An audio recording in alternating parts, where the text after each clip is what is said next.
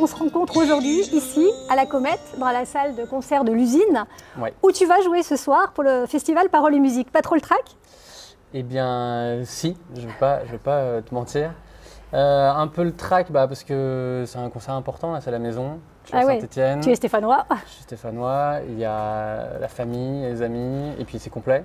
Donc j'ai envie de faire un beau concert, d'assurer et de profiter aussi. Donc le track est là, mais on a bossé pour que le concert il soit bien, donc ça va aller. C'est chouette. Et quand tu dis on, c'est-à-dire que vous êtes plusieurs à jouer, là tu viens avec… Exactement. Il y a mon ami Diego qui m'accompagne à la guitare électrique et Antoine qui est à la batterie et moi qui suis guitare acoustique, chant. D'accord, ok. Donc tu nous l'as dit, tu es stéphanois. Oui. Aujourd'hui, tu reviens dans ton fief, mais tu as un parcours qui est super atypique. Raconte-nous, parce que voilà, raconte comment tu en es arrivé là, parce que tu es passé par plein d'étapes. Et voilà, je pense que ça peut intéresser tout le monde, tout ça. Pour te la faire courte, je suis parti de Saint-Étienne à 18 ans, j'habitais à Lyon. Ensuite, je suis monté sur Paris. Et après quelques années à Paris, je suis parti voyager. C'est là où les choses ont un petit peu changé. Je suis parti en Australie avec mon meilleur ami et en fait j'ai commencé à jouer dans le métro en Australie. En Australie, d'accord. Ouais, à Sydney. Et je me suis dit qu'en fait c'était une superbe idée pour essayer de rencontrer des gens et de faire découvrir ma musique. Donc après le voyage, je suis rentré à Paris. J'ai passé des auditions pour être musicien du métro. Ah, parce qu'on passe des auditions, c'est-à-dire ça se passe comment? Comment on peut être effectivement musicien du métro? Je pensais que tu prenais ta guitare, tu te posais dans le métro, tu jouais, non? Non, il faut une accréditation de la RATP. Okay, d'accord. Donc il y a des auditions de la RATP où il faut s'inscrire, il y a un jury. On joue 2-3 chansons et après ils nous rappellent et ils nous disent oui ou non. Et moi j'ai eu du coup une accréditation pour pouvoir jouer dans le métro.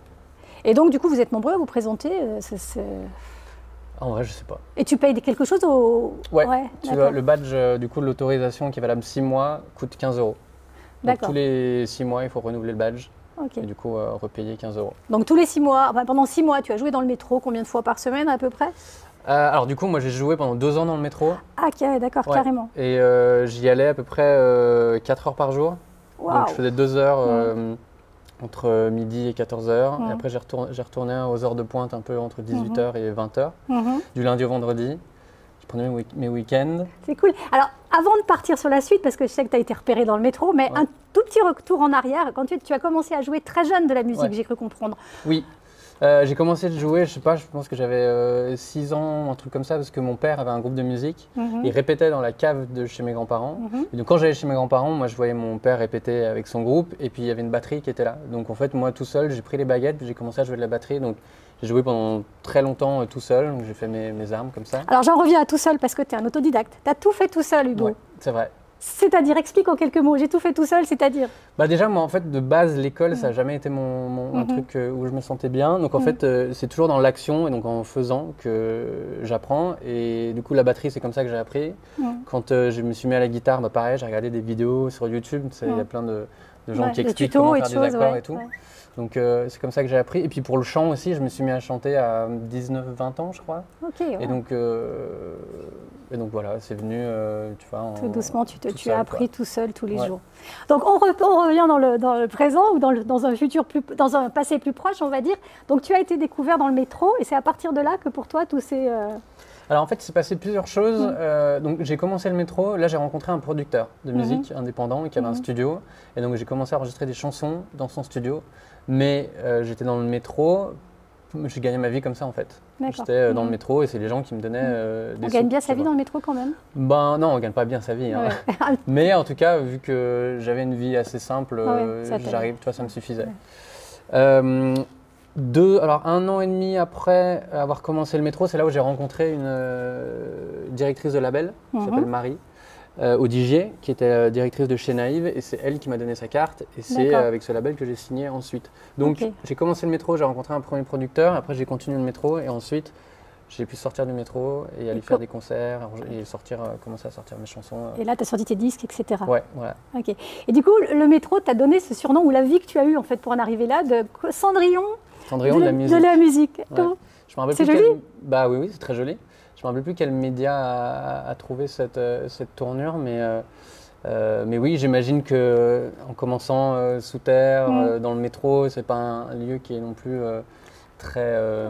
Ça questionne, on se dit, tiens, comment voilà, on peut... Mais au final j'ai tiré tellement de bonnes choses de ces 2 ans dans le métro. Évidemment, j'ai croisé des gens qui m'ont volé mes sous, des trucs comme ça. Ouais, d'accord. Il y a eu des petits... Mais si je compare, je veux dire, il y a eu beaucoup plus de choses positives dans le métro. C'est l'apprentissage de la vie aussi, en fait. Hein. Et puis, voilà, du coup, on apprend un peu dans le dur où les gens, ils sont pas là pour m'écouter, ils passent. Et puis moi, justement, j'essaie de les interpeller avec mes compos. C'est ça aussi, c'était important pour moi, je faisais pas de reprise. Donc je faisais que mes chansons parce que j'avais envie que les gens qui passent se disent tiens ça me plaît et que ce soit une de mes compos. Okay. Parce que tu es auteur, compositeur, interprète, en fait tu as toutes les casquettes quoi. Voilà, un peu control freak, donc je fais tout, j'aime bien un peu tout gérer. Tu as besoin de maîtriser. Bah, en fait c'est aussi une façon genre d'écrire, moi ça me fait du bien, et puis de composer des mélodies, j'adore ça aussi. Donc c'est complémentaire et je pourrais pas vraiment faire l'un sans l'autre. D'accord. Et du coup, effectivement, tu parles de mélodies. C'est vrai que tu as des mélodies qui sont très douces, très poétiques, très romantiques, je trouve. Tu chantes en anglais. Ouais. D'où vient Mon inspiration. Voilà, ton inspiration. Et pourquoi l'anglais? Il y a plusieurs choses. Pourquoi l'anglais? Parce que le groupe de mon père, dont je te parlais tout à l'heure, que je voyais répéter, c'est mon père qui écrivait les paroles et c'est mon père qui écrivait en anglais. Je faisais du rock en anglais. Donc petit, j'ai assimilé la composition, la musique à l'anglais. C'est aussi une musique qu'il y avait à la maison beaucoup. Et puis moi, quand j'ai grandi, j'ai écouté principalement des groupes anglais, anglophones. Donc j'ai eu envie de faire comme mes idoles et donc commencer en tout cas, quand je me suis mis à chanter et à faire de la guitare, j'ai eu envie de faire de la musique comme Jack Johnson ou Bon Iver ou des artistes comme ça qui le font en anglais. Donc je me suis pas posé de questions. Hein. Ouais, c'était naturel pour toi, j'ai eu envie de le faire l'anglais. Comme ça. Et c'est pour ça que je suis parti en Australie aussi, c'était pour apprendre l'anglais, être plus à l'aise pour pouvoir écrire. Ok, et du coup, les chansons qui sont très douces, très romantiques, ça devient d'où? Est-ce que tu as besoin d'être dans des situations particulières pour les composer? Est-ce que tu es quelqu'un justement qui est très romantique? Est-ce que tu es sensible? Je crois je crois que je suis assez sensible et je dirais que je ressens beaucoup les choses.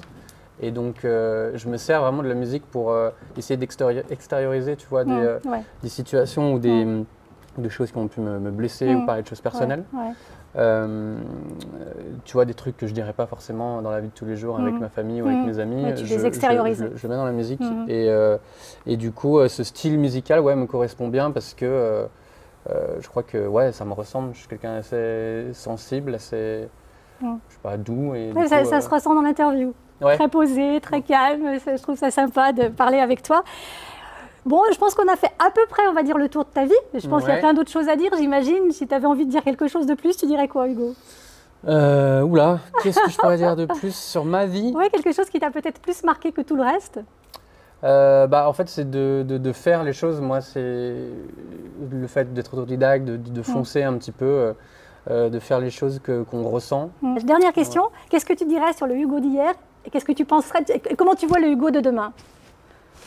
Je crois que je m'améliore par rapport à Hugo d'hier qui pouvait être un peu plus impatient, un peu moins, je sais pas, un peu moins, peut-être un peu plus égoïste, même si je crois qu'il faut le rester aussi un peu pour continuer de s'écouter. Ouais, c'est clair. Et le Hugo de demain, j'ai envie que mon projet continue de grandir. J'ai envie là, ce soir, c'est complet, donc c'est super, mais j'ai envie de continuer de faire des salles de plus en plus grandes, de rassembler aussi de plus en plus de gens et de continuer d'avoir l'inspiration.